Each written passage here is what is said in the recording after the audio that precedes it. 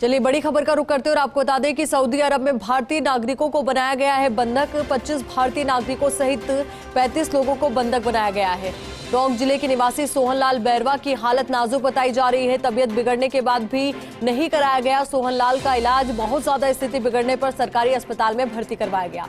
सोहनलाल अभी यम्बू शहर के सरकारी अस्पताल में भर्ती है। हालांकि वहां पर समुचित इलाज और दवाइयों की व्यवस्था नहीं है। बूंदी के कांग्रेसी नेता चरमेश शर्मा ने दायर की है याचिका। राष्ट्रपति रामनाथ कोविंद के नाम राष्ट्रपति सचिवालय में याचिका दायर की है। विदेश मंत्री एस जयशंकर के सामने भी दर्ज करवाई है शिकायत। नेपाल, बांग्लादेश, पाकिस्तान, श्रीलंका के भी फंसे हुए हैं 10 नागरिक। सऊदी अरब में भारतीय नागरिकों को बंधक बनाया गया है। बड़ी खबर इस वक्त 25 भारतीय नागरिकों सहित 35 लोगों को बंधक बनाया गया है। कोई 35 लोग हैं जिन्हें बंधक बनाया गया है। इनमें से 25 भारतीय नागरिक हैं। टोंक जिले के निवासी सोहनलाल बैरवा की हालत नाजुक बताई जा रही है। तबीयत बिगड़ने के बाद भी सोहनलाल का इलाज नहीं करवाया गया। बहुत ज्यादा स्थिति बिगड़ने पर सरकारी अस्पताल में उन्हें भर्ती करवाया गया। सोहनलाल अभी यम्बू शहर के सरकारी अस्पताल में भर्ती है। हालांकि वहां पर समुचित इलाज और दवाइयों की व्यवस्था नहीं है। बूंदी के कांग्रेस नेता चरमेश शर्मा ने दायर की है याचिका। और इस वक्त खुद चरमेश शर्मा जी हमारे साथ जुड़ चुके हैं। चरमेश जी, आपसे जानना चाहेंगे किस तरीके से ये सूचना आप तक पहुंची और किस तरीके से एक्शन जो आपकी ओर से लिया गया है उस पर कुछ प्रतिक्रिया सामने आई है क्या?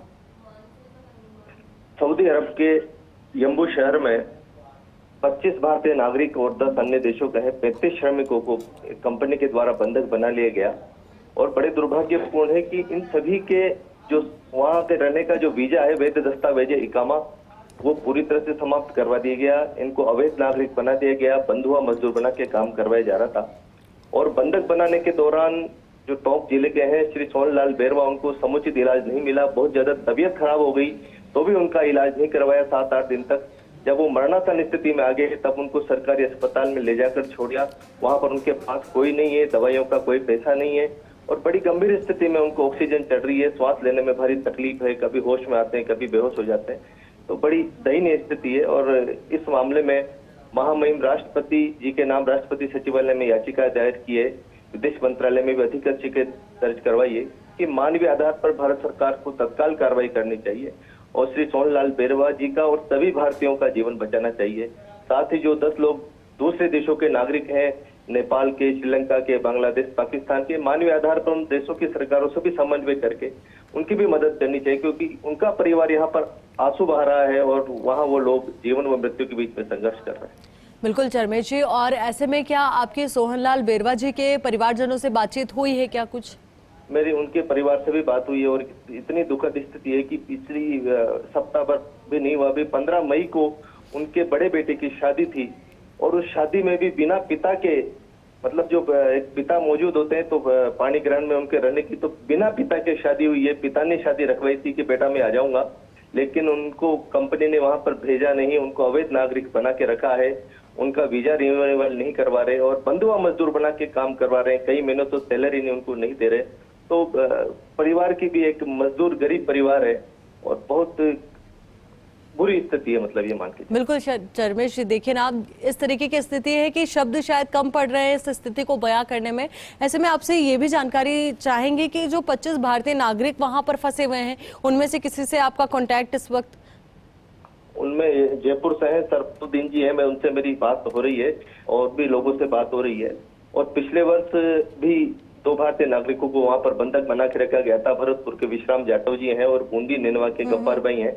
तो उनको, उनके मामले में मैंने आवाज उठाई थी तो वो मुक्त होकर वहां से आए थे। तो उनसे भी बराबर वहां के श्रमिक संपर्क में है।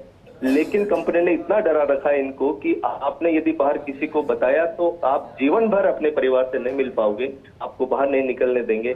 तो इस तरह बंधुआ मजदूर बनाकर बड़ा मानसिक दबाव है और भारत सरकार से हमारी मांग है कि तत्काल प्रभाव से इस मानवीय विषय पर हस्तक्षेप करे और सभी भारतीयों को सकुशल भारत लेकर आए। इनके ऊपर एक वहां पर ऐसा नियम है कि 1 साल यदि किसी का वीजा, जिसको वहां इकामा बोलते हैं, वो रिन्यूएबल नहीं होता तो उस पर 10,000 रियाल, लगभग 1,90,000 2 लाख रुपए की पेनल्टी एक प्रतिवर्ष पड़ जाती है।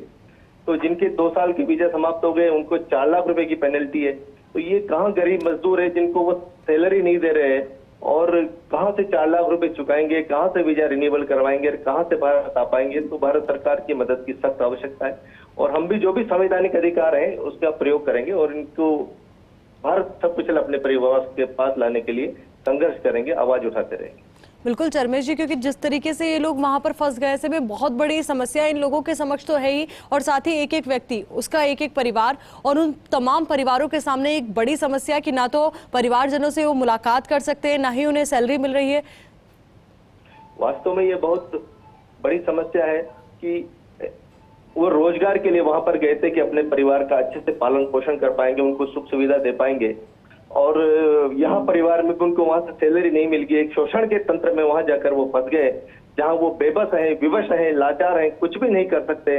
वहां बिल्कुल दीवार बंधक बना रखा है, दीवारों से सिर टकरा सकते हैं, उनकी आवाज बाहर नहीं जा सकती, उनके कईयों के फोन भी छीन लिए गए, उनको बात में नहीं करने दे रहे। तो ऐसी स्थिति में वास्तव में उनका परिवार तो दिन रात आंसू बहा रहा है कि कहाँ तो रोजगार के लिए गए थे, क्या स्थिति होगी। अभी जो सोहनलाल जी भर्ती हैं, इनके पुत्र की शादी हुई तो उनके पिताजी ने कहा था कि मेरी 3 लाख रुपए की सैलरी यहाँ बाकी है, मैं बेटा तुझे सैलरी भेज दूंगा, सैलरी लेके मैं खुद आ रहा हूँ, शादी में मौजूद रहूंगा। शादी की डेट पिताजी ने फाइनल की, लेकिन कंपनी ने उनको 1 रुपए सैलरी नहीं दी, खुद पिता को भी अपने बेटे की शादी में नहीं आने दिया, और बेटे को 2.5 लाख रुपए कहीं से उधार लेकर अपनी शादी करवानी पड़ी। तो कितनी बुरी स्थिति उनके परिवार में। देखिए, बेहद दयनीय स्थिति, पर आपके प्रयास भी बेहद सराहनीय है कि आपने इन तमाम परिवारों की आवाज उठाई, इन परिवारों के लिए आप मसीहा बनकर सामने आए। निश्चित तौर पर जिस तरीके से संवैधानिक प्रक्रिया आप अपना रहे हैं, कोई हल भी निश्चित तौर पर निकलेगा। बहुत बहुत शुक्रिया आपका हमारे साथ जुड़ने के लिए।